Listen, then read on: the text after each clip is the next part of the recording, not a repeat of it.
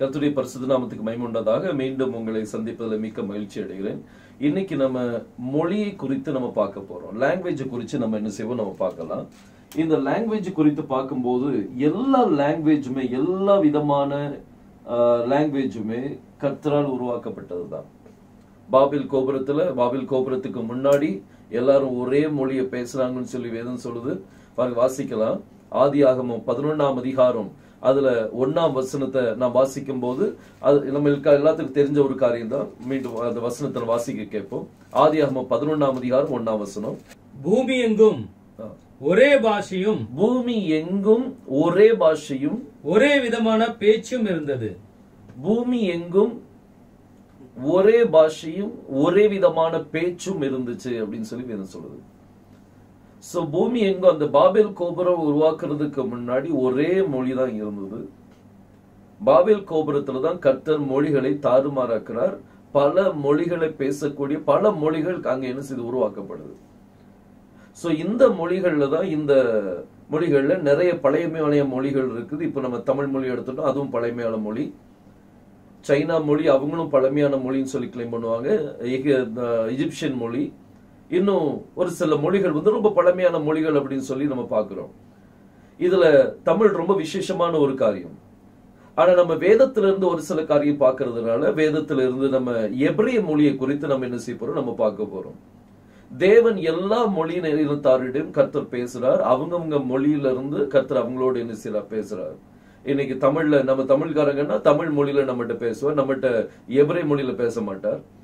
ஒரு ஹிந்திக்காரங்க அப்படின்னா அவங்ககிட்ட ஹிந்தி மொழியில பேசுவார்.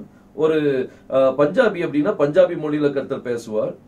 ஆங்கில மொழிக்காரங்கன்னா ஆங்கில மொழியில பேசுவார்.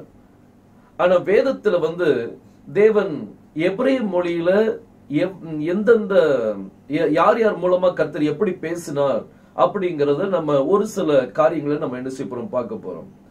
பாருங்க, அதுக்கு முன்னாடி ஒரு வசனத்தை நம்ம வாசிக்கலாம். மத்தேயு 10ஆம் அதிகாரம் 20ஆம் வசனத்தை நம்ம வாசிக்கலாம். பேசுகிறவர்கள் நீங்கள் அல்ல, உங்கள் பிதாவின் ஆவியானவரே உங்களிலிருந்து பேசுகிறவர். இப்போ இந்த வசனத்தின் மூலமாக கர்த்தர் நம்மை ஆசீர்வதிக்கும்படியாக நம்ம ஜெபிக்கலாம். கண்களை மூடி நம்ம ஜெபிப்போம். ஸ்தோத்திரம் கர்த்தாவே, வானத்தையும் பூமியும் படைத்த எங்கள் எலோஹிம் தேவனே, எங்கள் எல்ஷடாய் தேவனே, துதிக்கிறோம் அப்பா. வாசிக்கப்பட்ட இந்த வசனத்திலிருந்து நீர் எங்களோடு பேசுகிறவர் நீங்கள் அல்ல, பிதாவின் ஆவியானவர் உங்களிலிருந்து பேசுவார் என்கிற இந்த வார்த்தைக்கு நான் என்னை ஒப்பு கொடுக்கிறேன் அப்பா. இந்த வசனத்தின் மூலமாக நீர் எங்களோடு நீ பேசும்படியாக ஜெபிக்கிறேன். எங்களை தாழ்த்தி உம்முடைய கரத்தருகிறோம். மீட்பரும் இரட்சகருமாகிய யெகோஷுவா மேசியா நாமத்தில் கேட்டுக்கொள்கிறேன், ஜீவனுள்ள நல்ல பிதாவே. ஆமேன், ஆமேன். கர்த்தர் நம்மை ஆசீர்வதிப்பாராக. இந்த மொழியை குறித்து நம்ம தியானிக்கும் போது நம்ம எல்லா மொழியை குறித்து நம்ம பார்க்க போறதுல எல்லா மொழியிலும் விசேஷங்கள் உண்டு, விசேஷமான காரியங்கள் உண்டு. அதுல ஒவ்வொரு காரியத்தை ஒவ்வொரு லாங்குவேஜுக்குள்ளேயும் கர்த்தர் ஒரு அற்புதமான காரியங்களை வைத்திருக்கிறார். ஆனா நம்ம இன்னைக்கு நம்ம பார்க்க போறது வந்து எபிரேய மொழியை குறித்து நம்ம என்ன செய்ய போறோம், நம்ம பார்க்க போறோம். ஹீப்ரு லாங்குவேஜ் குறித்து நம்ம என்ன செய்வோம், நம்ம பார்ப்போம். இந்த எபிரேய மொழி மூலமாக கர்த்தர் எப்படிலாம் பேசினார், யார் யார் மூலமாக பேசினார், இதுல என்ன காரியங்கள் அடங்கியிருக்கு அப்படிங்கறத குறித்து நம்ம என்ன செய்ய போறோம், நம்ம தியானிக்க போறோம். இங்க வேதம் சொல்லுது, மீண்டும் அந்த வசனத்தை வாசிக்கலாம். மத்தேயு 10ஆம் அதிகாரம் 20ஆம் வசனம். பேசுகிறவர்கள் நீங்கள் அல்ல. இப்போ நம்ம பேசுறோம், நம்ம பேசும்போது இப்ப நான் தான் இதை பேசிக்கிட்டு இருக்கிறேன். ஆனா கர்த்தர் சொல்றார், பேசுகிறது நீங்கள் அல்ல, உங்கள் பிதாவின் ஆவியானவரே உங்களிலிருந்து பேசுகிறவர். நமக்குள்ள இருந்து அவர் என்ன செய்ய பேசுறார், நம்ம வாய் மூலம் அவர் என்ன செய்ய வாயை பயன்படுத்துறார். அவர் நம்ம மூலமா பேசுறார். பேசுகிறது நீங்கள் அல்ல. அப்போ நான் பேசல, அப்போ பிதாவின் ஆவியானவர் எனக்குள்ள இருந்து உங்ககிட்ட என்ன செஞ்சிட்டு இருக்கிறார், பேசிட்டு இருக்கிறார். ஒரு மனிதன் கர்த்தருடைய அபிஷேகத்துல நிரப்பப்படும் போது அது அவங்க பேசுறது இல்ல, பிதாவின் ஆவியானவர் அவங்களுக்குள்ள இருந்து என்ன செய்யறார், பேசுறார். அவங்க நாவை அவர் பயன்படுத்துறார், அவங்க வாயை பயன்படுத்துறார், அவங்க மொழியை பயன்படுத்துறார். பாருங்க, இங்க வேதம் சொல்லுது, பேசுகிறவர்கள் நீங்கள் அல்ல, பிதாவின் ஆவியானவர் உங்களுக்குள்ள இருந்து என்ன செய்வார்? பேசுவார். அவர் உங்களோட பேசணும் அப்படின்னா ஒருத்தர் மூலமா தான் உங்களோட என்ன செய்வார்? அவர் பேசுவார். கர்த்தர் அபிஷேகத்தின் மூலமா அவர் நம்மளோட என்ன செய்ய முடியும்? பேச முடியும். இப்ப வேதத்துல இருந்து நம்ம ஒரு சில உதாரணங்களை என்ன செய்ய போறோம்? நம்ம பார்க்க போறோம். இன்னைக்கு நம்ம தமிழா இருக்கிறோம். இப்ப தமிழ்ல நான் பேசுறேன். இப்ப கர்த்தருடைய ஆவியானவர் எனக்குள்ள இருந்து உங்களோட என்ன மொழியில பேசிட்டு இருக்கிறார்? தமிழ் மொழியில பேசிட்டு இருக்கிறார், வேற மொழியில பேசல.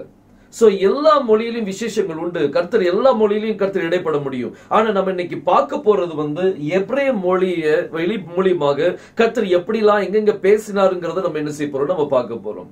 பாருங்க, முதலாவது காரியம் யாத்திரா மோசஸ்ல நீங்க பார்க்கும்போது கர்த்தர் மோசஸோட பேசுறார். கர்த்தர் எப்படிலாம் பேசுறாருங்கிறத நம்ம என்ன செய்ய போறோம்? நம்ம இப்போ தியானிக்க போறோம். அதுக்கு ஆதாரமா ஒரு வசனத்தை வாசிக்கலாம். என்னாகமம் 22ஆம் அதிகாரம் 28ஆம் வசனத்தை நம்ம வாசிக்கலாம். உடனே கர்த்தர் கழுதையின் வாயை திறந்தார். கழுதையின் வாயை என்ன செய்தார்? திறந்தார். அது பிழையாமை பார்த்து நீர் என்னை இப்பொழுது 3 தரம் அடிக்கும்படி 3 தடவை அடிக்கும்படி நான் உமக்கு என்ன செய்தேன் என்றது. நான் உனக்கு என்ன செய்தேன் என்றது. இங்க ஒரு கழுதை பார்க்கிறோம். இந்த கழுதையின் வாயை கர்த்தர் திறந்தார். இந்த மிருகத்தின் வாயை கர்த்தர் திறந்தார். அது பிலேயாமோடு என்ன செய்து பேசுது? என்ன மொழியில பேசிருக்குன்னு நினைக்கிறீங்க?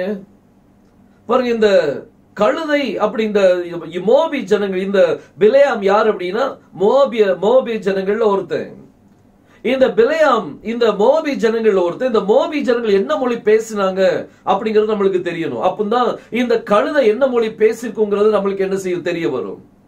பாருங்க, வேதத்துல எடுக்கும்போது நீங்க அநேக காரியங்களை நீங்க நிறைய லாங்குவேஜஸ் நீங்க பேச முடியும். ஆனா இன்னைக்கு நம்ம பார்க்க போறது ஹீப்ரு லாங்குவேஜினுடைய விசேஷங்களை பற்றி நம்ம பார்க்க போறோம். கர்த்தர் எப்படிலாம் எது மூலமா கர்த்தர் பேசினார்ங்கிறத பார்க்க போறோம். இந்த கழுதையின் வாயை திறந்தார். அந்த கழுதை மனிதன் பேசின மொழியை பேசினது. இந்த மோபி ஜனங்கள் என்ன மொழி பேசினாங்கிற ஒரு காரியம் தெரிஞ்சுட்டு அப்படின்னா அப்போ இவங்க என்ன மொழி பேசி இந்த கழுதை என்ன மொழி பேசிருக்குங்கிறது நம்மளுக்கு தெரிய வந்துடும். இந்த மோபி ஜனங்கள் யாருடைய வம்சம்? லோத்தினுடைய வம்சம். லோத்தினுடைய மூத்த பிள்ளைக்கு பிறந்ததுதான் யாரு? இந்த மோபி ஜனங்கள். இந்த லோத்தும் ஆபிரகாமுக்கும் என்ன ரிலேஷன்? என்ன ரிலேஷன் அவங்க ரெண்டு பேருக்கும்? இந்த லோத்து ஆபிரகாமுடைய அன்னை பையன். சோ இவங்க ரெண்டு பேருக்குள்ள ஒரு நல்ல க்ளோஸ் ரிலேஷன் இருக்குது. இந்த ஆபிரகாம் என்ன மொழியான்னு சொல்லி வேதம் சொல்லுது? ஆபிரகாம் ஒரு எபிரேயன் அப்படின்னு சொல்லி வேதம் சொல்லுது. ஆபிரகாம் ஒரு எபிரேயன் அப்படின்னா அப்ப ஆபிரகாம் எபிரேய மொழி பேசியிருக்கிறான். ஆபிரகாம் எபிரேய மொழி பேசியிருந்தால் அப்ப லோத் என்ன மொழி பேசியிருக்கணும்? லோத்து எபிரேய மொழி தான் பேசியிருக்கணும். லோத் எபிரேய மொழி பேசியிருந்தா லோத்தினுடைய வம்சம் எந்த மொழி பேசியிருக்கணும்? அவங்களும் எபிரேய மொழி தான் என்ன செஞ்சிருக்கணும்? பேசியிருக்கணும். லோத்தினுடைய வம்சம் யாரு? மோபி ஜனங்கள். மோபி ஜனங்கள் எபிரேய மொழி பேசியிருந்தாங்க. அதனாலதான் நவோமி தன்னுடைய 2 பையனுக்கும் ஈஸியா அங்கிருந்து பொண்ணு எடுக்க முடிஞ்சது. அவங்க எபிரேய மொழி தான் பேசியிருக்கிறாங்க. அந்த மோபி ஜனங்கள் எபிரேய மொழி பேசியிருந்தால் அப்ப இந்த கழுதை என்ன மொழி பேசிருக்கும் சிந்திச்சு பாருங்க. இந்த கழுதையை வாயை கர்த்தர் திறந்தார். இந்த கழுதை என்ன மொழி பேசிச்சு? எபிரேய மொழியை தான் என்ன செஞ்சது? பேசிச்சு. அந்த கழுதை பிலேயாம சுமக்கிற கழுதையை ஹீப்ரு மொழி பேசும்போது யெகோஷுவாவை சுமக்கிற கழுதை நம்ம பேச முடியாதா? கண்டிப்பா என்ன செய்யலாம்? பேசலாம். கழுதை யாரும் நேசிக்க மாட்டாங்க. அது பொதி சுமக்கிறது தான் உதவும். இன்னைக்கு ஒருவேளை நம்மள அப்படிதான் ஜனங்கள் ட்ரீட் பண்ணலாம். ஆனா கவலைப்படாதீங்க, கர்த்தர் உங்க மூலமா கர்த்தர் பேச முடியும். எல்லா வேலையும் வாங்குவாங்க. ஆனா கர்த்தர் உங்க வாயை திறந்தார் அப்படின்னா கர்த்தர் உங்க வாய் மூலமாக அவருடைய நாம் மகிமைப்படத்தக்க கர்த்தர் அதிசயத்தை செய்வார். பாருங்க, வேதத்துல இந்த கழுதை எபிரேய மொழி என்ன செய்தது? பேசினது. இப்படி நிறைய காரியங்களை நம்ம வேதத்துல இருந்து நம்ம பார்க்க முடியும். இன்னொரு உதாரணத்தை கூட நம்ம பார்க்கலாம். மோசையினுடைய காரியத்தை குறித்து பார்ப்போம். மோசையோடு கர்த்தர் எப்படி பேசினார் அப்படிங்கறத பார்க்கலாம். பாருங்க, யாத்திராகமம் 3ஆம் அதிகாரம் 2ஆம் வசனத்தை நான் வாசிக்கலாம். யாத்திராகமம் 3ஆம் அதிகாரம் 2ஆம் வசனம். அங்கே கர்த்தருடைய தூதனானவர். அங்கே பாருங்க, இந்த மோசஸ் ஆடு மேய்ச்சிட்டு இருக்கிறான். அப்ப அங்கே கர்த்தருடைய தூதனானவர் ஒரு முட்செடி நடுவில் இருந்து. இப்ப எங்க இருந்தா? இப்ப அடுத்தது கர்த்தர் ஒரு முட்செடி, ஒரு புஷ் மத்தியில இருந்து, தானி புஷ் மத்தியில இருந்து உண்டான அக்னி ஜுவாலையிலே, அது பாருங்க, ஒரு முட்செடி இருக்குது. அந்த முட்செடியில இருந்து அக்கினி ஜுவாலையிலே நின்று அவனுக்கு தரிசனமானார். அவனுக்கு தரிசனமான கர்த்தர் அங்க அக்கினியா இறங்கிட்டார். எது மேல இறங்கிட்டார்? ஒரு முட்செடி மேல என்ன செய்யறார்? இறங்குறார். முட்செடி மேல இறங்கி பாருங்க, எப்பவுமே நான் சொல்றது உண்டு, பேசுகிறவர் நீங்கள் அல்ல, பிதாவின் ஆவியினர் உங்களிலிருந்து என்ன செய்வார்? பேசுவார். அவருக்கு ஒரு கருவி வேணும் பேசுறதுக்கு, அவ்வளவுதான். இன்னைக்கு இந்த முட்செடியை கர்த்தர் தேர்ந்தெடுக்கிறார். இந்த முட்செடியில அக்கினியா அவர் தரிசனமாகி அவர் என்ன செய்யறார் பாருங்க. மீண்டும் வாசிங்க முதல்ல இருந்து. அங்கே கர்த்தருடைய தூதனானவர் ஒரு முட்செடியின் நடுவில் இருந்து உண்டான அக்னி ஜுவாலையிலே நின்று அவனுக்கு தரிசனமானார். அப்பொழுது அவன் உற்று பார்த்தான். முட்செடி அக்னியால் ஜுவாலித்து எரிந்தது. அது வெந்து போகாமல் இருந்தது. அப்பொழுது மோசே, இந்த முட்செடி வெந்து போகாதிருக்கிறது. இப்ப கர்த்தர் இந்த முட்செடியிலிருந்து கர்த்தர் என்ன செய்யறார்? பேசுறார். வேற எங்க இருந்து பேசுறாரா? முட்செடியில இருந்து. முதல்ல கழுதையின் வாயை திறக்கிறாரு. இப்ப அடுத்தாப்புல யாருடைய வாயை திறக்கிறார்? ஒரு முட்செடியின் வாயை திறக்கிறார். பாருங்க, முட்செடியின் நடுவில் இருந்து அவர் பேசுறார். பேசும்போது கர்த்தர் சொன்னார், மோசே மோசே, நீ நிற்கிற பூமி பரிசுத்தமான பூமி, உன் பாதரட்சை கழற்றி போடுன்னு சொல்லி சொன்னார். உடனே கேட்டான், கர்த்தாவே, நீர் என்னை இஸ்ரவேல் ஜனங்கிட்ட அனுப்புறாரு, ஆனா யார் அனுப்புற கேட்டா நான் என்ன சொல்லட்டும்? இருக்கிறவராகவே இருக்கிறேன்னு சொல்லி எபிரேய மொழியில பேசினார். இந்த முட்செடி நடுவில் இருந்து இந்த முட்செடி என்ன மொழி பேசுதப்போ? முட்செடியின் வாயை கர்த்தர் திறந்துட்டார். பாருங்க, முதல்ல கழுதையின் வாயை திறக்கிறாரு. அடுத்தது முட்செடியின் வாயை என்ன செய்யறாரு? திறக்கிறார். முட்செடி பேசுது. நீங்க ஒரு நினைக்கலாம், அது எப்படி முட்செடி வாய், இதெல்லாம் சரிப்பட்டோம், இதெல்லாம் கரெக்ட் கிடையாது அப்படின்னு சொல்லுவீங்க. ஆனா கர்த்தரால் கூடாத காரியம் ஒன்றும் இல்லை. அவர் இந்த முட்செடியில் நடுவில் இருந்து அவர் என்ன செய்ய பேசுறார். இன்னைக்கு ஒருவேளை உங்களுடைய வாழ்க்கையும் முட்செடி போன்ற எல்லாரும் உதறி தள்ளக்கூடிய ஒரு வாழ்க்கை இருக்கலாம். யாரும் உங்களை நேசிக்காத ஒரு வாழ்க்கை இருக்கலாம். முட்செடி யாராவது நேசிப்பாங்களா? ரோஜா பூ எடுத்துட்டீங்க அப்படின்னா, ரோஜாப்புல இருக்கிற இந்த முள்ளு தண்டை யாருமே சொறி வைக்க மாட்டாங்க, தூக்கி வீசிடுவாங்க. ரோஜா பூ வேணா வைப்பாங்க. அவங்க முட்செடியை யாரும் நேசிக்க மாட்டாங்க. யாரும் வீட்டுல தூக்கி வச்சு வளர்க்க மாட்டாங்க. இப்படிப்பட்ட ஒரு வாழ்க்கை உங்களுடைய வாழ்க்கை இருக்குமானால் ஒண்ணு கவலைப்பட, கர்த்தருடைய மகிமை உங்க மேல இறங்கி உங்க மூலமா கர்த்தர் என்ன செய்ய முடியும்? பேச முடியும். ஒரு முட்செடி மூலமா அவர் பேச முடியும் அப்படின்னா, அப்போ உங்க முட்செடி போன்ற வாழ்க்கை உள்ள உங்க மூலமாகவும் கர்த்தர் பேச முடியும். பாருங்க, கழுதையின் வாயை திறக்கிறாரு. முட்செடி நடுவில் இருந்து எபிரேய மொழியில தான் என்ன செய்யறார்? பேசுறார். முட்செடி எபிரேய மொழியை பேசுது. பாருங்க, ஒரு நினைக்கலாம் எப்படி இது சாத்தியமாகும் அப்படின்னு சொல்லி. தேவனால் கூடாத காரியம் ஒன்றும் இல்லை. பாருங்க, இன்னொரு உதாரணத்தை உங்களுக்கு சொல்றேன், அப்ப அது புரிய வரும் உங்களுக்கு. லூக்கா எழுதின சுவிசேஷம் 19ஆம் அதிகாரம் 40ஆம் வசனத்தை வாசிக்கலாம். லூக்கா 19:40 வசனத்தை வாசிப்போம். அவர்களுக்கு அவர், இப்போ பரிசேயர்கள் யெகோஷுவாட்ட ஒரு சில காரியங்கள் சொல்றாங்க. பாருங்க, அதுக்கு முந்தின வசனத்தையும் சேர்த்து வாசிங்க. அப்பொழுது கூட்டத்தில் இருந்த பரிசேயர் சிலர் அவரை நோக்கி, அவர் யெகோஷுவாவை நோக்கி, போதகரே உம்முடைய சீஷர் அதட்டும், போதகரே உம்முடைய சீஷர்களை அதட்டும் என்றார்கள். எதுக்கு அதட்ட சொன்னாங்க தெரியுமா? அவங்க கத்திட்டு இருந்தாங்க, ஓசியானா, கர்த்தருடைய நாமத்தில் வருகிறவர் ஸ்தோத்திரிக்கப்பட்டவர் என்று சொல்லி அவங்க கத்தி இந்த பாடலை பாடிக்கொண்டிருந்தாங்க, கத்தி கொண்டிருந்தாங்க. இந்த ஹோசியானா, கர்த்தருடைய நாமத்தில் வருகிறவர் ஸ்தோத்திரிக்கப்பட்டவர் அந்த வார்த்தை, இது எபிரேய வார்த்தையில இவங்க கத்திக்கிட்டு இருக்கிறாங்க. அப்ப பரிசேயர் யெகோஷுவாட்ட சொல்றாங்க, உங்க சீஷர்களை அதட்டும், இப்படி பேச வேண்டாம் சொல்லுங்க அப்படின்னு சொல்லி சொல்றாங்க. பாருங்க, அது கீழே வாசிங்க. அவர்களுக்கு அவர் பிரதியுத்தரமாக, பரிசேயர்களுக்கு அவர் பிரதியுத்தரமாக, இவர்கள் பேசாமல் இருந்தால், இவர்கள் பேசாவிட்டால், இந்த சீஷர்கள் அமைதியாயிட்டாங்கன்னா கல்லுகளை கூப்பிடும். கற்கள் என்ன செய்யும்? கூப்பிடும். ஸ்டோன் பேசும், கற்கள் கூப்பிடும் சொல்லி சொன்னார். அப்ப கர்த்தர் இந்த கல்லுடைய வாய்களை என்ன செய்ய முடியும்? திறக்க முடியும். ஸ்டோனுடைய வாயை திறக்க முடியும். கற்களுடைய வாய்களை கர்த்தர் திறக்க முடியும். கர்த்தர் சொன்னார், இந்த சீஷர்கள் அமைதியாயிட்டாங்கன்னா இந்த கற்கள் பேசும் அப்படின்னு சொல்லி சொன்னார். அப்போ கற்களும் என்னது பேச முடியும் சொல்லி சொன்னார். ஹோசியானா, கர்த்தருடைய நாமத்தில் வருகிறவர் ஸ்தோத்திரிக்கப்பட்டவர் என்று கற்கள் கூட பேசும். எந்த மொழியில? எபிரேய மொழியில பேசும் அப்படின்னு சொல்லி சொன்னார். சிரிச்சு பாருங்க. ஒவ்வொரு காரியத்தின் மூலமா ஒவ்வொருத்தருடைய வாயை கர்த்தர் என்ன செய்ய முடியும்? திறக்க முடியும். முதலாவது கழுதையின் வாயை திறக்கிறார், அடுத்தது முட்செடியின் வாயை திறக்கிறார், அடுத்தது கற்களும் என்ன செய்யும்? பேசும். அவருடைய வாயை திறந்த கற்கள் கூட என்ன செய்யும்? பேசும் சொல்லி சொன்னார். இன்னைக்கு நம்ம எல்லாரும் ஒரு கல்லுதான். பாருங்க, வேதம் சொல்லுது, ஏசாயா 51 அதிகாரம் அதுல முதல் வசனத்தை நான் வாசித்தோம் அப்படின்னா அதுல நம்ம யாருங்கிறத அங்க கர்த்தர் தெளிவாங்க சொல்றார். ஒரு தடவை ஜனங்கள்லாம் சொன்னாங்க, நாங்கெல்லாம் ஆபிரகாமுடைய பிள்ளைகள் அப்படின்னு சொன்னாங்க. உடனே யோவான் ஸ்நானன் சொன்னார், நீங்க உங்களை ஆபிரகாமுடைய பிள்ளைன்னு சொல்ல நீங்க நினைக்காதீங்க. ஆபிரகாமுக்கு கர்த்தர் கல்லுகள் மூலமாக ஆபிரகாமுக்கு பிள்ளைகளை கர்த்தர் உருவாக்க முடியும் சொல்லி சொன்னார். பாருங்க, வாசிங்க ஏசாயா 51 அதிகாரம் 1 வசனத்தை வாசிப்போம். நீதியை பின்பற்றி கர்த்தரை தேடுகிற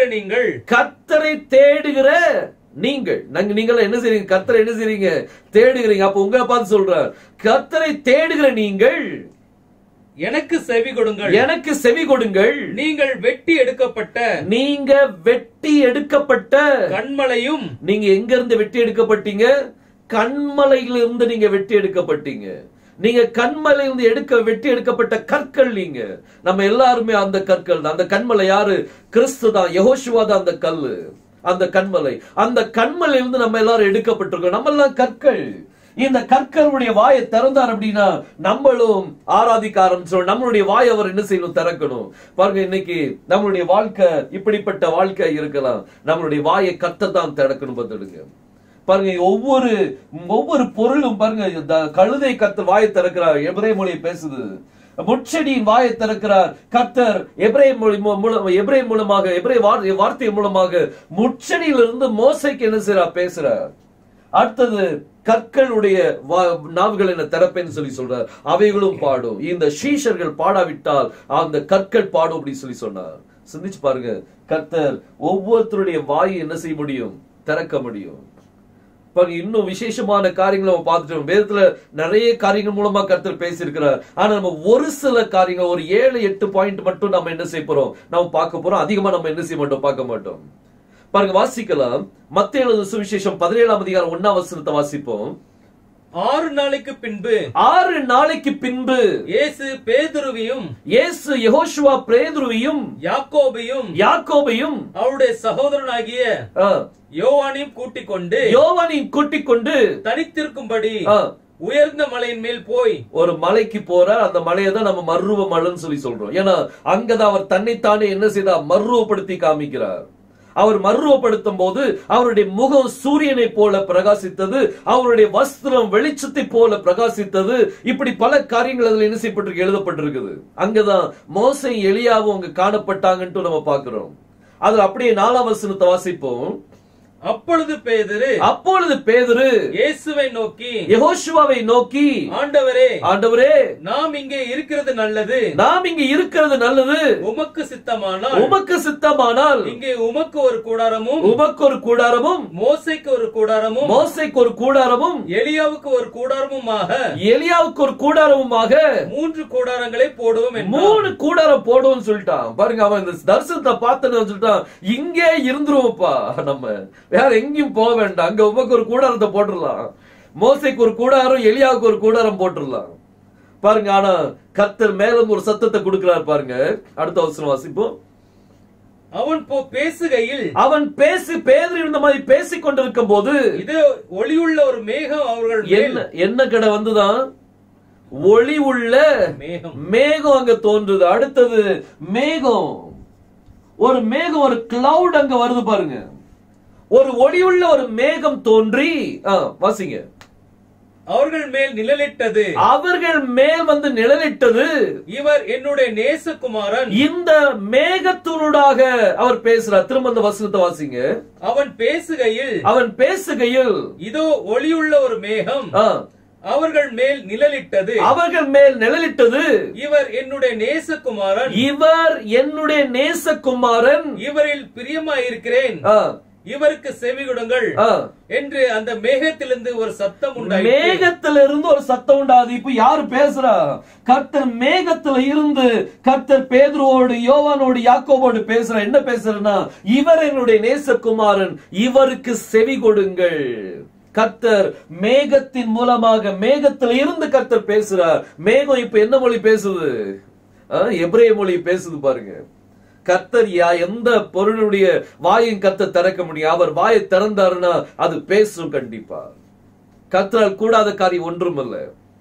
அவர் கழுதின் வாயை திறக்க முடியுமானால் நம்மளுடைய வாயை அவர் திறக்க முடியும். நம்ம முட்செடியின் வாயை திறக்க முடியுமானால் அவர் நம்மளுடைய வாயை திறக்க முடியும். ஒரு கல்லுடைய வாயை கர்த்தர் திறக்க முடியுமானால் ஏன் நம்மளுடைய வாயை திறக்க முடியாது? அவருடைய அபிஷேகம் தான் பாக்கி. அவர் உங்க மேல இறங்கிட்டார்னா அவர் உங்க மூலமா என்ன செய்ய முடியும்? பேச முடியும். கர்த்தர் மேகத்தின் ஊடாக என்ன செய்தார்? பேசினார். ஒரு மேகத்தை அபிஷேகம் பண்ண, மேகத்தில இருந்து பேசுறார். கர்த்தர் மேகத்தின் வாயை கர்த்தர் திறக்கிறார் பாருங்க. என்ன மொழியில பேசிச்சு மேகம்? எபிரேய மொழியில பேசினது. இன்னைக்கு இந்த காரியம் இன்னைக்கு நம்ம மனசுல இருக்கட்டும். இன்னும் அநேக இடங்கள்ல நீங்க பாத்தீங்கன்னா பழைய பாட்டுல அவர் மேகத்தின் ஊடாக அவர் என்ன பேசுறார். யாத்திராகமம் 16ஆம் அதிகாரத்துக்கு நீங்க வந்தீங்க அப்படின்னா, யாத்திராகமம் 16ஆம் அதிகாரம் 10ஆம் வசனம் 11ஆம் வசனத்துல எப்படி மேகம் வந்து இறங்கி அந்த மேகத்தின் ஊடாக கர்த்தர் எப்படி பேசுறாருங்கிறது நீங்க என்ன செய்ய முடியும்? பார்க்க முடியும்.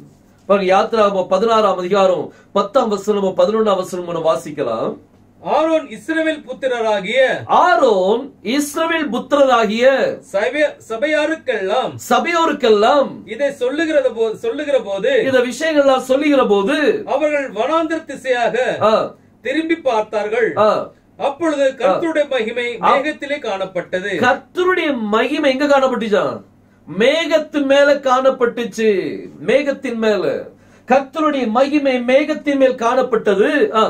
கர்த்தர் மோசேயை நோக்கி இஸ்ரவேல் புத்திரரின் முறுமுறுப்புகளை கேட்கிறேன், நீ அவரோட பேசி பாருங்க. கர்த்தர் இந்த மேகத்திலிருந்து பேசுறார் பாருங்க. மேகத்தின் மகிமை தோன்றி அதிலிருந்து கர்த்தர் பேசுறார். கர்த்தர் மேகத்தின் வாயை கூட என்ன செய்ய திறக்கிறார். கர்த்தர் யார் மேல இறங்குறாங்களோ பேசுகிறவர்கள் நீங்கள் அல்ல, பேசுகிற நீங்கள் பிதாவின் ஆவியார் உங்களிலிருந்து என்ன செய்வார்? பேசுவார். இப்போ கர்த்தர் ஒவ்வொரு காரியத்தையும் கர்த்தர் அபிஷேகம் பண்ணி அது மேல இறங்கி அதனூடாக கர்த்தர் பேசுறா பாருங்க. மேகத்தின் வாயை திறக்கிறார், ஒரு கல்லின் வாயை திறக்கிறார், ஒரு முட்செடியின் வாயை திறக்கிறார், கழுதின் வாயை திறக்கிறார். ஏன் நம்ம வாயை திறக்க முடியாது? அவருடைய மகிமைக்காக கேளுங்க. கர்த்தாவே உம்முடைய மகிமையினால் என்ன நிரப்புங்கப்பா, ஏன் மூலமா நீங்க பேசுங்க. நீங்க என்ன மொழி இருந்தாரோ அந்த மொழி மூலமா கர்த்தர் பேசுவார். நான் வேதத்திலிருந்து எபிரேய மொழியினுடைய காரியத்தை சொல்லிட்டு இருக்கிறேன். அவர் அந்த மேகத்தின் ஊடாக எபிரேய மொழியில் அவர் பேசினார், வேற மொழியில் அவர் பேசல. இன்னைக்கு அவர் மேகத்தின் ஊடாக பேச முடிந்தால் ஏன் உங்க மூலமா பேச முடியாது? பாருங்க, இன்னொரு வசனம் கூட வாசிக்கலாம். என்னாகமம் 11ஆம் அதிகாரம் அதுல 25ஆம் வசனத்தை வாசிக்க கேட்போம். என்னாகமம் 11ஆம் அதிகாரம் 25ஆம் வசனம். கர்த்தர் மேகத்தில் இறங்கி அவனோட பேசி, எங்க இறங்கினார்? யாரு கூட பேசினார் பாருங்க. கர்த்தர் மேகத்தில் இறங்கி அவர்களோட என்ன செய்யறார்? பேசினார். என்ன மொழியில பேசினாரு? ஹீப்ரு மொழியில பேசினார். பாருங்க, அவர் இந்த மேகத்தின் ஊடாக அவர் எபிரேய மொழியில் அவர் பேச முடியும். இன்னைக்கு இந்த மேகம் என்னது? கல்லுகள் மூலமா கர்த்தர் பேச முடியும்னா யார் நம்ம மூலமா பேச முடியாதா? கர்த்தர் நிச்சயமா பேசுவார். நீங்க எதுக்காக காத்துக்கணும்? கர்த்தாவே என் மூலமா நீங்க பேசுங்க அப்படின்னு சொல்லி நீங்க காத்து கொண்டிருந்தீங்க அப்படின்னா, கர்த்தர் நீங்க இடம் கொடுக்கும் போது உங்களுடைய உள்ளத்தை நீங்க திறந்து கொடுத்தீங்கன்னா கர்த்தர் உங்களுக்குள்ள இருந்து அவர் ஜனங்களோடு பேச முடியும். நம்மளுடைய பரிசுத்தத்தை காத்துக்கொள்ளுங்க. இந்த காரியங்கள் மூலமா கர்த்தர் பேசுறா பாருங்க. இன்னும் அநேக காரியங்கள் இருக்கு. ஒவ்வொரு காரியம் ஒவ்வொரு இடத்திலையும் நீங்க என்ன செய்ய முடியும்? அந்த காரியத்தை நீங்க பார்க்க முடியும். இன்னொரு வார்த்தையிலும் வாசிக்கலாம். அப்போஸ்தலர் 26ஆம் அதிகாரம் 13ஆம் வசனத்தை வாசிங்க. அப்போஸ்தலர் 26ஆம் அதிகாரம் 12ல இருந்து வாசிப்போம். நம்ம 12ல இருந்து. இப்படி செய்து வருகையில் நான் பிரதான ஆசாரியர்களிடத்தில், இந்த பவுல் சொல்றார், நான் பிரதான ஆசாரியனிடத்தில் அதிகாரமும் உத்தரவும் பெற்று தமஸ்குவுக்கு போகும்போது மத்தியான வேளையில், இவன் யார் பற்றி பேசுங்க உங்களுக்கு நல்லா தெரியும். 9ஆம் அதிகாரத்துல ஃபுல் டீடைல் இருக்குது. தமஸ்குக்கு போயிட்டு இருக்கும் போது மத்தியான வேளையிலே, ராஜாவே நான் வழியிலே சூரியனுடைய பிரகாசத்திலும் அதிகமான ஒளி வானத்திலிருந்து என்னையும் என்னோட கூட பிரயாணம் பண்ணினவர்களையும் சுற்றி ஒரு வெளிச்சம் என்ன செய்ததான் அவங்களை சுற்றி பிரகாசித்தது. லைட், ஒரு வெளிச்சம் அவங்களை சுற்றி என்ன செய்தது? பிரகாசித்தது. சூரியனுடைய வெளிச்சத்தை விட பெரிய வெளிச்சமாக அந்த இடத்துல வானத்திலிருந்து ஒரு வெளிச்சம் வந்து பிரகாசித்தது. நாங்கள் எல்லாரும் தரையில விழுந்த போது சவுலே சவுலே, இந்த வெளிச்சத்துல இருந்து ஒரு சத்தம் வருது.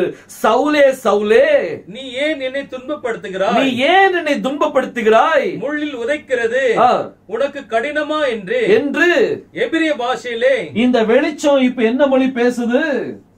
எபிரேய பாஷையிலே. வாசிங்க. என்னுடனே சொல்லுகிற ஒரு சத்தத்தை கேட்டேன். வெளிச்சத்தின் ஊடாக அவர் பேசுற என்ன மொழியில பேசுறாரு? அவர் எபிரேய மொழியில் அவர் பேசுறார் பாருங்க. வெளிச்சத்தின் வாயையும் திறக்கிறார். வெளிச்சம், அவரே வெளிச்சமாய் இறங்குறார் பாருங்க. கர்த்தர் எது மூலமாகவும் பேச முடியும். கல்லுகள் மூலமா கர்த்தர் பேச முடியும்னா, வெளிச்சத்தின் மூலமா கர்த்தர் பேச முடியும்னா, பாருங்க என்ன மொழியில பேசினாரா? எபிரேய மொழியில பேசுற வெளிச்சத்தின் வாயை திறக்கிறார் பாருங்க. வேதம் சொல்லுது, யோபு சங்கீதத்தில் அவர் சொல்றார், அவர் வெளிச்சத்தை தன்னுடைய வஸ்திரமாக அணிந்திருக்கிறார் அப்படின்னு சொல்லி வேதம் சொல்லும். வெளிச்சத்தை வஸ்திரமாக அணிஞ்சிருக்கிறாரா? அந்த அவர் பருவம் அடையும் போது அவர் வஸ்திரம் ஃபுல்லா வெளிச்சமாக இருந்தது. வெளிச்சத்தின் வாயை கர்த்தர் திறக்கிறார். வெளிச்சம் எபிரேய மொழியில பவுலோடு பேசிக் கொண்டிருக்குது. இவன் கேட்கிறான், கர்த்தாவே நீர் யாருன்னு கேட்கும் போது அந்த வெளிச்சத்திலிருந்து ஒரு சத்தம் உண்டாது. நீ துன்பப்படுத்துகிற யெகோஷுவா நான் தான். எபிரேய மொழியில பேசுறாங்க பாருங்க. எல்லா இடத்திலும் நீங்க எபிரேய மொழி நீங்க என்ன செய்ய முடியும்? பார்க்க முடியும். அவர் வெளிச்சத்தின் மூலமா அவர் பேசுகிற தேவன். கார் இருள் மூலமா பேசுகிற ஒரு தேவன். உபாகமம் 5:22 வாசித்தீங்க அப்படின்னா அதுல காரிருள் மூலமாக அவர் என்ன செய்யறார்? பேசுறார். வெளிச்சத்தின் மூலம் மட்டும் தான் பேசுவாரா? இல்ல, அவர் காரிருள் மூலமாக அவர் பேச முடியும். அந்த டார்க்னஸ்ல இருந்து அவர் என்ன செய்ய முடியும்? பேச முடியும். என்கிட்ட ஒரு தடவை ஒரு சகோதரன் கேட்டாங்க, அவங்களுடைய விவாதம் என்ன அப்படின்னா, தேவன் வெளிச்சத்துல வாசம் பண்ண மாட்டார், அவர் இருள்ல தான் வாசம் பண்ணுவார் அப்படின்னு சொல்லி ஏதோ ஒரு தத்துவத்தை அவங்க பேசுறாங்க. எனக்கு தெரியல. எனக்கு அவங்க வேதத்துல இருந்து பேசுறதுனால வேதத்துல இருந்து நான் பதில் கொடுக்க முடியாது. நான் சாதாரணமா நான் அவங்களுக்கு பதில் கொடுத்தாகணும். நானும் கர்த்தர்ட்ட கேட்டுட்டு, கர்த்தாவே இதுக்கு பதில் தாருமையா, எனக்கு தெரியல, நீங்க சொல்லித்தாங்கன்னு சொல்லி பல நாட்கள் அவங்களுக்கு தெரிஞ்சு போச்சு என்கிட்ட பதில் இல்லை அப்படின்னு சொல்லி. ஒவ்வொரு நாளும் என்னை கேட்க ஆரம்பிச்சாங்க. ஆனா ஒரு நாள் வந்தது, அன்னைக்கு அவன் என்னை தூங்கிட்டு இருக்க என்னை தட்டி எழுப்பும் போது அன்னைக்கு கர்த்தர் ஒரு சின்ன வெளிப்பாடு கொடுத்தாரு பாருங்க. அப்ப நான் அவங்ககிட்ட திரும்ப ஒரு காரியத்தை கேட்டேன், இந்த வெளிச்சத்தை படைத்தது யாருன்னு கேட்டேன். அப்ப அவங்க சொன்னாங்க, தேவன் தான் படைத்தார் அப்படின்னு சொன்னாங்க. இந்த வானவில்ல படைச்சது யாருன்னு கேட்டேன், அதுவும் தேவன் தான் படைச்சார் அப்படின்னு சொன்னாங்க. அந்த வானவில்ல இருக்கிற 7 வெளிச்சங்களை படைத்தது யாருன்னு கேட்டேன், அதுவும் தேவன் தான் படைச்சார் அப்படின்னு சொன்னாங்க. தேவன் படைத்ததுல தேவன் வாசமா இருக்கிறதுக்கு அதிகாரம் இல்லையான்னு கேட்டேன். அன்னையில இருந்து அவங்க கிறிஸ்தவனா மாறிட்டாங்க. எப்படி அவங்க மனசு கர்த்தர் தொட்டார்னு எனக்கு தெரியல. கர்த்தருடைய வாழ்க்கையை மாத்திட்டார்.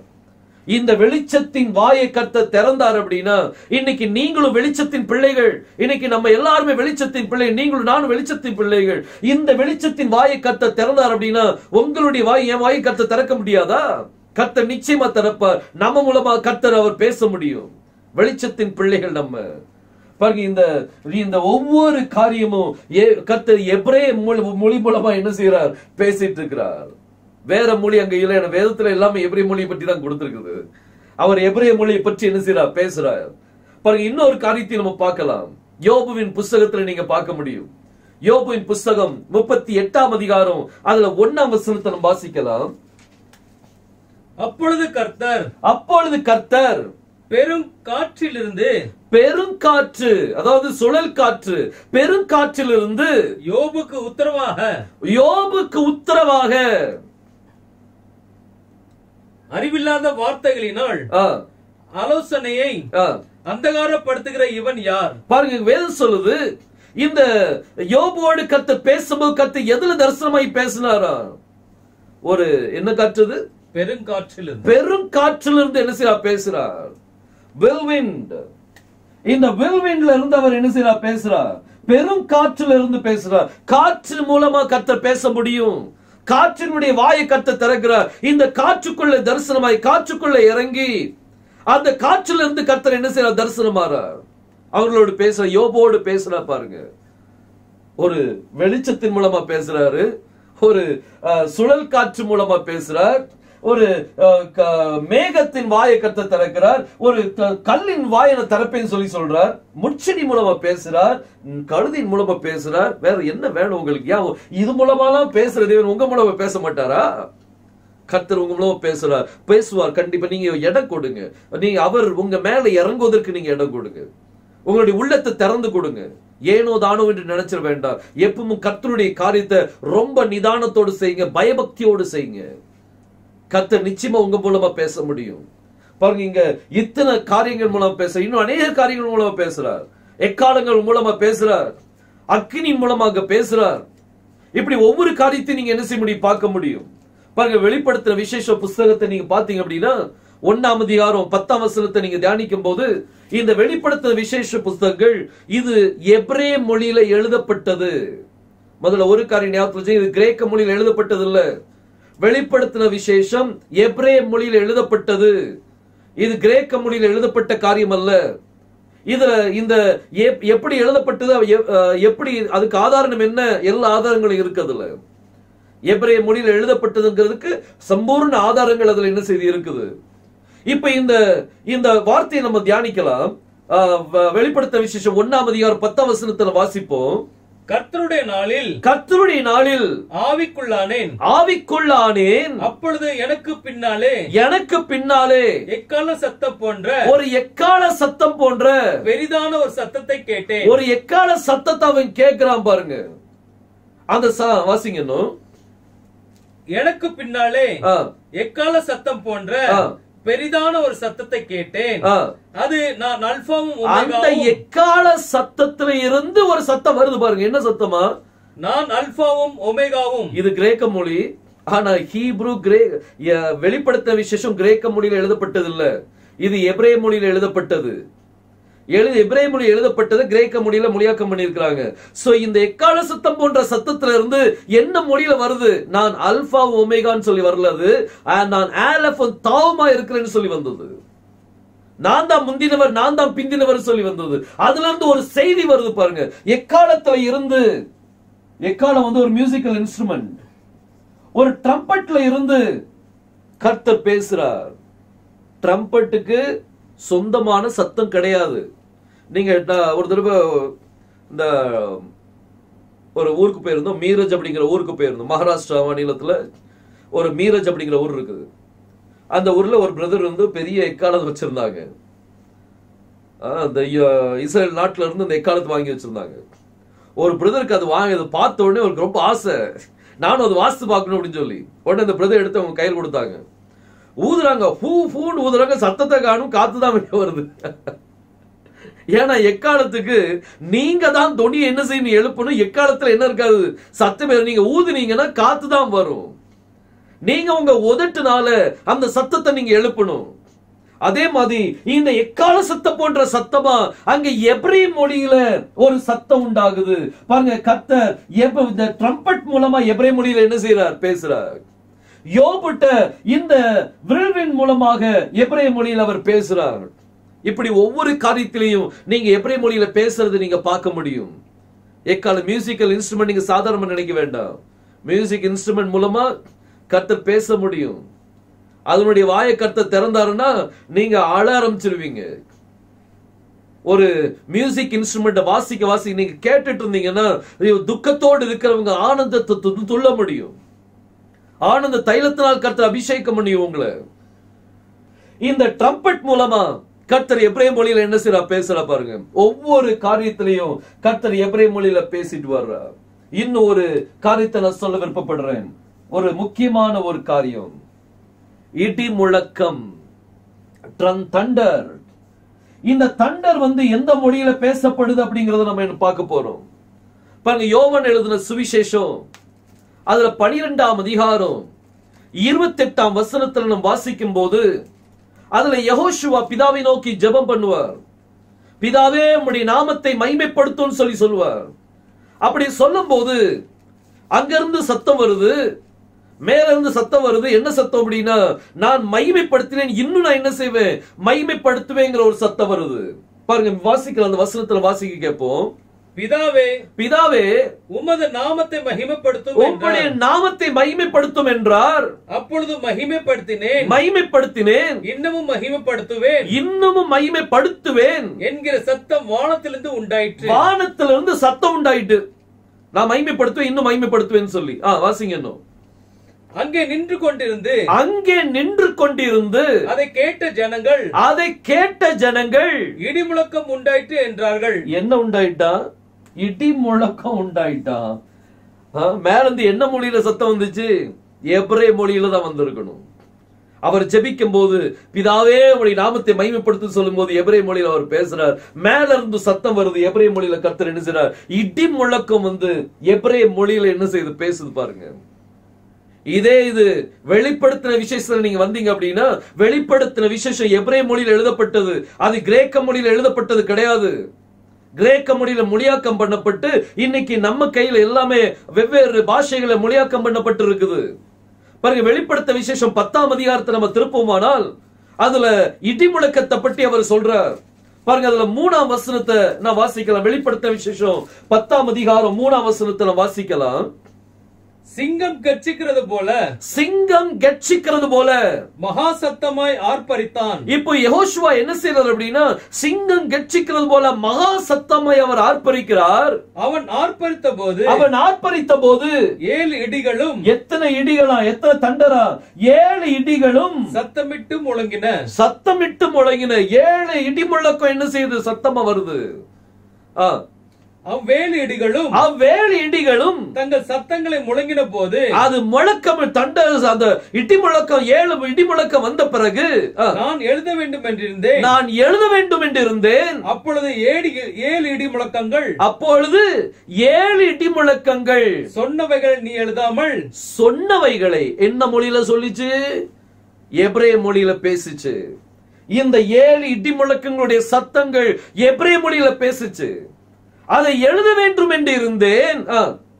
நீ முத்திரை போடு. ஆனா கர்த்தர் சொன்னார், நீ முத்திரை போடு என்று வானத்திலிருந்து ஒரு சத்தம் உண்டாக நீ அதை எழுதாதே, அதை முத்திரை போடு என்று ஒரு சத்தத்தை என்ன செய்யற கேட்கிறார்.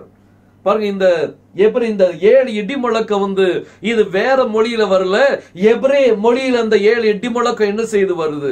கர்த்தர் ஒவ்வொரு காரியத்தின் மூலமா கர்த்தர் பேச முடியும். கர்த்தர் மேகத்தின் மூலமாவும் பேச முடியும். ஒரு தடவை இப்படிதான் ஒரு நாள் அப்படி உபவாசம் எடுக்கணுங்கிற வாஞ்சியோடு இருந்தேன். 3 நாள் உபவாசத்துல போகணும் அப்படின்னு சொல்லியிருந்தேன். ஆனா நான் எனக்கு கிடைச்சுக்க அந்த லீடிங் கரெக்ட் தானான்னு சொல்லிட்டு ஒரு நாள் டெரஸ் அப்படி உட்கார்ந்து படுத்து யோசிச்சுட்டே இருக்கீங்க, 3 நாள் உபவாசத்துல போகணுமா அப்படின்னு சொல்லி கேட்டுட்டு இருக்கும் போது மேல ஒரு மேகம், மேல பாக்குறேன், வானத்துல அப்படி பார்த்துட்டு நான் படுத்திருக்கிறேன். வேற எங்கேயும் மேகம் இல்ல, சுத்திலும் எந்த மேகமும் இல்ல, ஆனா மேல மட்டும் நம்பர் 3ன்னு எழுதி இருந்தது பாருங்க. அப்ப கன்ஃபார்ம் பண்ணிட்டு, ஓகே, கர்த்தர் மேகத்தின் மூலமா பேசுறார், நம்ம 3 நாள் உபவாசத்துல என்ன செய்யணும்? போகணும். பாருங்க, கர்த்தர் நம்மளோடு பேச முடியும், மேகத்தினூடாக பேச முடியும், கற்களூடாக பேச முடியும், ஒரு வெல்வின் மூலமாக, ஒரு பெரும் இரைச்சல் மூலமாக கர்த்தர் பேச முடியும். கர்த்தர் வெளிச்சத்தின் மூலம் பேச முடியும், கார் இருள் மூலமாக பேச முடியும், அக்கினி மூலமா பேச முடியும், ட்ரம்பட் மூலமா பேச முடியும், தண்டல் மூலமா பேச முடியும். பாருங்க, எல்லாமே கர்த்தர் இது எல்லாத்தையும் பயன்படுத்தும் போது என்ன மொழியில பேசினாரு? ஹீப்ரு மொழி, Hebrew language. It is very very important. எபிரேய மொழி வேதத்துல அது முக்கியத்துவத்தில் பெற்றிருக்குது. மற்றபடி இப்ப லாங்குவேஜினுடைய ரிசர்ச்சர்ஸ் நிறைய பேர் இருக்கிறாங்க. அவங்க ஆதி மொழி வந்து ஒவ்வொருத்தரும் ஒவ்வொரு மொழி என்ன செய்யறாங்க சொல்றாங்க. சோ அதை பற்றி நம்மளுக்கு கவலை இல்லை. ஆனா வேதத்தின் முக்கியத்துவம், வேதத்துல முக்கியத்துவம் கொடுக்கப்பட்ட மொழி என்ன மொழி அப்படின்னா எபிரேய மொழி. சோ அதன் மூலமா கர்த்தர் இந்த மொழி எந்தெந்த காரியங்கள் மூலமா கர்த்தர் வெளிப்படுத்தினார் அப்படிங்கறத நம்ம என்ன செய்து பார்த்தோம்.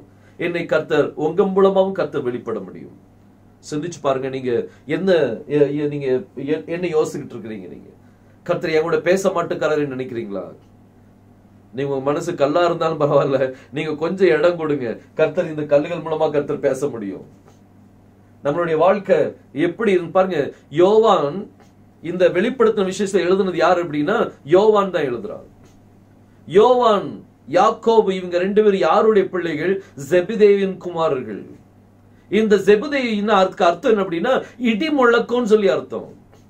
அப்ப இவங்க யோவான் வந்து யாருடைய பிள்ளை? இடிமுழக்கத்தின் பிள்ளை. இடிமுழக்கத்தின் பிள்ளைக்கு இடிமுழக்கம் சொல்றது புரியாதா? கண்டிப்பா புரியும். பார்த்துடுங்க. இன்னைக்கு நீங்களும் நானும் இடிமுழக்கத்தின் பிள்ளைகள் தான்.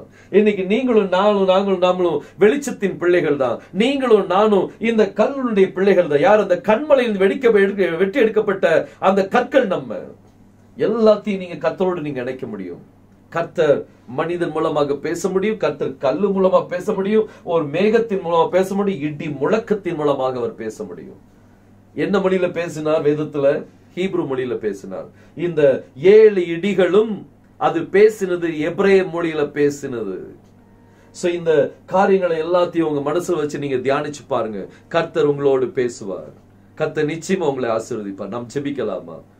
ஜெபிக்கலாம். கண்களை மூடி நம்ம ஜெபிப்போம். ஸ்தோத்திரம் கர்த்தாவே, இன்னைக்கு உங்களுடைய வாழ்க்கையில கர்த்தர் என்னோடு பேச மாட்டாரா அப்படின்னு சொல்லி நீங்க நினைச்சிட்டு இருக்கீங்களா? கர்த்தர் உங்களோடும் பேச முடியும். ஒரு மேகத்துல கர்த்தர் இறங்கி மகிமையா இறங்கி அந்த மேகத்தினூடாக கர்த்தர் பேசினார். அதே போல அவருடைய மகிமை உங்க மேல இறங்கி அவர் உங்க மூலமாக பேச முடியும். பேசுகிறவர்கள் நீங்கள் அல்ல, பிதாவின் ஆவியானவர் உங்களில் இருந்து பேசுவார். உங்களை நீங்க கொஞ்சம் இடம் கொடுங்க. கர்த்தாவே, நான் என் உள்ளத்தை திறந்து தாரம்பார், என்னுடைய பரிசுத்தாவின் அபிஷேகத்தால் நிறைத்து நீங்க என் மூலமா பேசுங்கன்னு சொல்லி கேளுங்க. கர்த்தர் உங்க மூலமாக பேச முடியும். முட்செடி போன்ற ஒரு வாழ்க்கை இருக்குதா? உதறி தள்ளப்பட்ட ஒரு வாழ்க்கை இருக்குதா? பொதி சுமக்கிற வாழ்க்கை போன்ற ஒரு வாழ்க்கை இருக்குதா? எந்த மாதிரி ஒரு வாழ்க்கை இருந்தாலும் கவலைப்பட வேண்டாம். உங்களை கர்த்தர்கிட்ட ஒப்பு கொடுங்க. கர்த்தர் உங்க மூலமாக தன்னுடைய காரியத்தை வெளிப்படுத்த முடியும். நாம் ஜெபிக்கலாம். ஸ்தோத்திரம் கர்த்தாவே, வானத்தையும் பூமியும் படைத்த எங்கள் எலோஹிம் தேவனே, எங்கள் எல் ஷடாய் தேவனே துதிக்கிறோம் அப்பா. யெகோஷுவா மேசியா நாமத்தினாலே ஜெபிக்கிறோம் தேவனே. இந்த செய்தியை கேட்டுக்கொண்டிருக்கிற நம்முடைய பிள்ளைகளுக்காக ஜெபிக்கிறேன். அவருடைய உள்ளத்தை அவங்க திறந்து கொடுத்திருக்கிறாங்கப்பா. அவங்க மூலமாக நீங்க பேசுங்க கர்த்தாவே. அவங்க மூலமாக நீங்க இடைபடும்படியாக ஜெபிக்கிறேன். அவருடைய தேவைகள் அனைத்தும் சந்திக்கப்படும்படியாக ஜெபிக்கிறேன். அவர்களோடு நீங்க பேசுங்க. அவர்கள் மூலமாக நீங்க பேசுங்க. அன்னைக்கு பேதுரு மூலமா நீங்க பேசுனீங்களே, பெந்தைகோஸ்து அன்னைக்கு கர்த்தாவே, அவன் பேதுரு இன்னும் மற்ற 120 பேர் மேலே உம்முடைய அபிஷேகத்தை நிறைத்து அவங்க பற்பல பாஷைகள்ல பேசினாங்களே, அவங்க மூலமாக அங்க வந்திருந்த ஜனங்களிடத்தில் நீங்க பேசுனீங்களே, அநேக ரட்சிக்கப்பட்டார்களே கர்த்தாவே. அது போல உம்முடைய பிள்ளைகளை உம்முடைய கரத்தில் தருகிறனப்பா. அவர்கள் நீர் அபிஷேகித்து பேசுகிறவர்கள் நீங்கள் அல்ல, பிதாவின் ஆவியானவர் உங்களிலிருந்து பேசுவார் என்கிற வார்த்தைக்கு உம்முடைய ஜனத்தை உம்முடைய கரத்தில் ஒப்பு கொடுக்கிறனப்பா. நீங்க ஆசீர்வதிங்க, அவர்களோடு பேசுங்க, அவங்க மூலமா நீங்க பேசுங்க. எங்கள் ஒவ்வொருத்தரையும் தாழ்த்தி உம்முடைய கரத்தறியும். துதி கனம் மகிமை எல்லாவற்றையும் நீங்க எடுத்துக்கொள்ளுங்க. மீட்பரும் இரட்சகரும் ஆகிய யெகோஷுவா மேசியா நாமத்தில் கேட்டுக்கொள்கிறேன், ஜீவனுள்ள நல்ல பிதாவே. ஆமென், ஆமென். கர்த்தர் நம்மளை ஆசீர்வதிப்பாராக. ஆமென்.